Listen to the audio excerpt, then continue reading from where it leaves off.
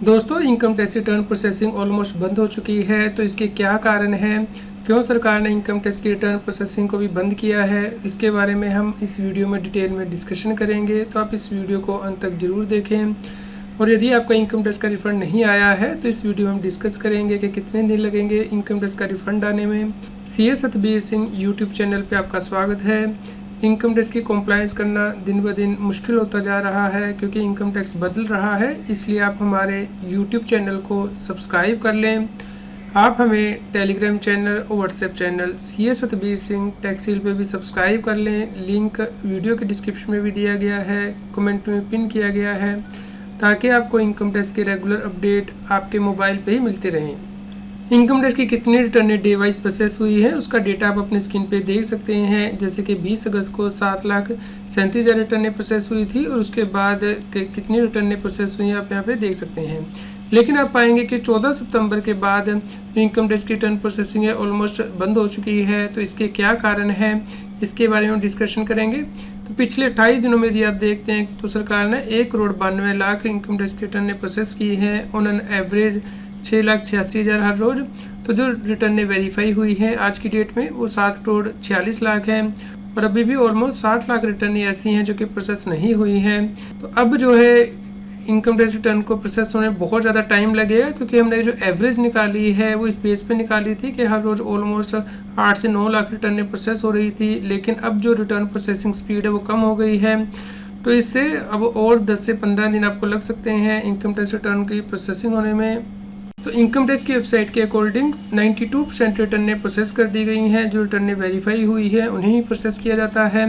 तो सिर्फ 8% रिटर्न ही पेंडिंग है प्रोसेसिंग के लिए। लेकिन हमारे जो सब्सक्राइबर कमेंट कर रहे हैं उससे हमें लगता है कि डेटा जो है वो ज़्यादा हो सकता है, कि अनप्रोसेस्ड रिटर्नें ज़्यादा हो सकती हैं, क्योंकि कुछ लोगों की गलत तरीके से डिमांड निकाली गई है या जो इनकम टैक्स के रिफंड है वो कम दिए गए हैं। इस प्रकार उनकी रिटर्नें भी दोबारा से प्रोसेस की जाएंगी इनकम टैक्स डिपार्टमेंट के द्वारा।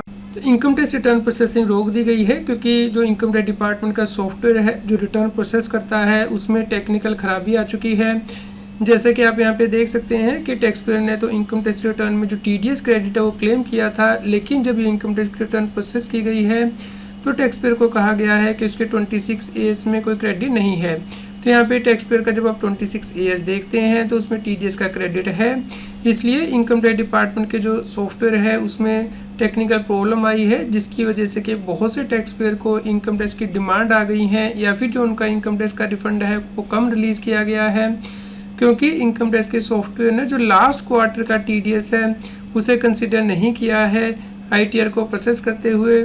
तो इसके लिए Karnataka state charter accountant association के द्वारा commissioner of income tax CPC Bangalore को लेटर भी लिख दी गई है और रिप्रेजेंटेशन दी गई है कि इनकम टैक्स डिपार्टमेंट के द्वारा गलत तरीके से इनकम टैक्स रिटर्नें प्रोसेस की जा रही हैं और इंटीमेशन भेजे जा रहे हैं, जिसकी वजह से कि टैक्स पेयर की गलत डिमांड आ रही है या उनका इनकम टैक्स का रिफंड कम दिया गया है।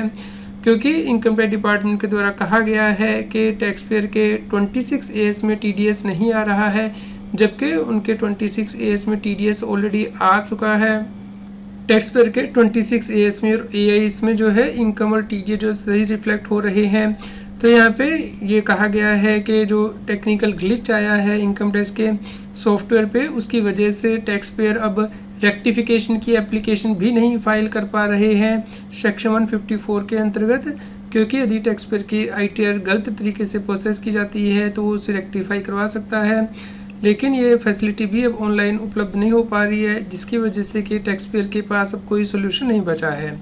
इसलिए यहाँ पे रिप्रेजेंटेशन दी गई है इनकम टैक्स डिपार्टमेंट को कि एक तो अपने सिस्टम को रिव्यू करें और जो गलत कम्युनिकेशन भेजे गए हैं टैक्स पेयर को उन्हें रिकॉल किया जाए, और income tax department suo motu यानी कि अपने आप इनकम टैक्स जो इंटीमेशन है आईटीआर प्रोसेसिंग के उन्हें ठीक करे और दोबारा से इंटीमेशन भेजें।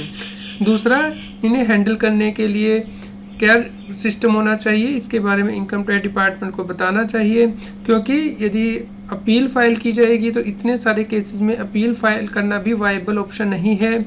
इसलिए इनकम टैक्स डिपार्टमेंट से रिक्वेस्ट की गई है कि टैक्स पेयर को वो ऑप्शन प्रोवाइड करें कि वो अपनी रिटर्न को रीप्रोसेस करवा सकें, क्योंकि इस केस में रिवाइज्ड रिटर्न फाइल करना भी वायबल ऑप्शन नहीं है, क्योंकि हो सकता है कि फिर से जब आईटीआर प्रोसेस की जाए तो फिर से वही इशू आए कि आपका टीडीएस क्रेडिट मिसमैच हो रहा है और वैसे भी इस केस में रेक्टिफिकेशन बनती भी नहीं है, क्योंकि टैक्स पेयर ने तो कोई गलती नहीं की है अपनी ITR को फाइल करते हुए। इसमें इनकम टैक्स डिपार्टमेंट द्वारा ही गलती की जा रही है ITR को प्रोसेस करते हुए। तीसरी रिक्वेस्ट जो इनकम टैक्स डिपार्टमेंट को की गई है कि वो जो ऑनलाइन फैसिलिटी है रेक्टिफिकेशन के लिए उसे ठीक करें, ताकि टैक्स पेयर रेक्टिफिकेशन के लिए अप्लाई कर पाएँ यदि उनका TDS या TCS के क्रेडिट की डिस्क्रिपेंसी आ रही है। इसके अलावा टाटा कंसल्टेंसी सर्विसेज के एम्प्लॉय जो हैं उन्हें भी बहुत से टैक्स नोटिस मिले हैं कि उनके एम्प्लॉयर ने TDS जमा नहीं किया है, जिसकी वजह से कि एम्प्लॉइज़ का 50,000 से लेके 1 लाख तक का जो टैक्स डिमांड है वो निकाल दिया गया है। तो यहाँ पे कंपनी के द्वारा कहा गया है कि उन्होंने TDS डिपॉजिट किया है और इनकम टैक्स अथॉरिटीज़ के द्वारा कहा गया है कि इस केस में जो रेक्टिफिकेशन है वो की जाएगी इनकम टैक्स डिपार्टमेंट के द्वारा, इसलिए जो उनकी डिमांड निकाली है उन्हें पे करने की आवश्यकता नहीं है। तो इसीलिए इनकम टैक्स डिपार्टमेंट के द्वारा जो प्रोसेसिंग है वो रोक दी गई है, क्योंकि जो सॉफ्टवेयर का ग्लिच है, जो टेक्निकल प्रॉब्लम आ रही है, पहले उसे दुरुस्त किया जाएगा, उसके बाद ही रिटर्न प्रोसेसिंग स्टार्ट की जाएगी। इसके अलावा बहुत से टैक्स पेयर के जो इनकम टैक्स के रिफंड है वो भी फेल हो रहे हैं और रीज़न ये दिया जा रहा है कि उनका बैंक अकाउंट वैलिडेटर नहीं है। यहाँ पे टैक्स पेयर ने फिर से बैंक अकाउंट को वैलिडेट करके रिफंड री इशू किया है, लेकिन अभी भी वो पेंडिंग है। तो ये भी सॉफ्टवेयर की ग्लिच की वजह से हो सकता है। तो जैसे ही सॉफ्टवेयर की जो गड़बड़ी है वो दूर कर दी जाएगी तो उसके बाद ही ये रिफंड आ पाएंगे। बहुत से टैक्स पेयर टैक्स ऑडिट कराने के बाद रिटर्न फाइल करने की कोशिश कर रहे हैं, लेकिन उन्हें भी एरर आ रही है कि टेक्निकल एरर की वजह से वो रिटर्न नहीं फाइल कर पाएंगे।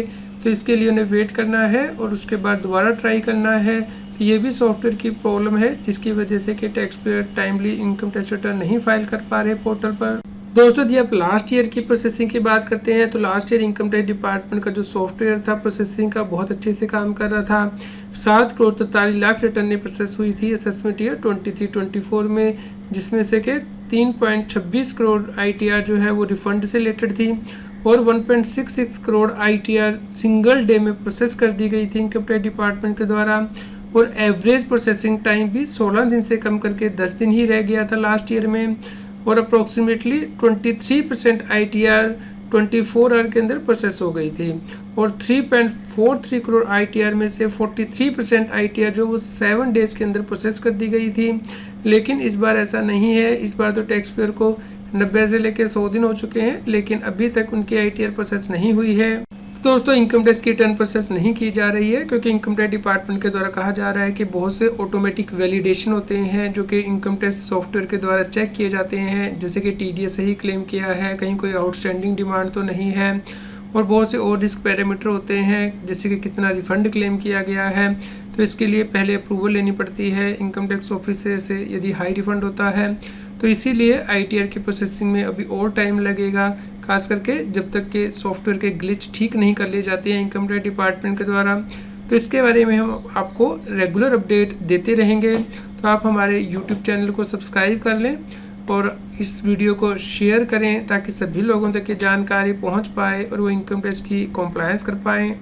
आपको असेसमेंट ईयर 24-25 की ITR कैसे फाइल करनी है, इसके लिए CS Satbir Singh YouTube channel पे प्लेलिस्ट में जाके आप प्लेलिस्ट दे सकते हैं ITR फाइलिंग से रिलेटेड, जिसपे कि हमने 50+ वीडियो कवर की हैं ITR फाइलिंग से रिलेटेड, और वीडियोस में जाके लेटेस्ट वीडियो देख सकते हैं। तो आप इन सभी वीडियोस को देखिए, लाइक कीजिए, शेयर कीजिए ताकि सभी लोगों तक की जानकारी पहुँच पाए और वो इनकम टैक्स की कॉम्प्लायंस कर पाएँ। रेगुलर टैक्स अपडेट के लिए इस चैनल को सब्सक्राइब करें।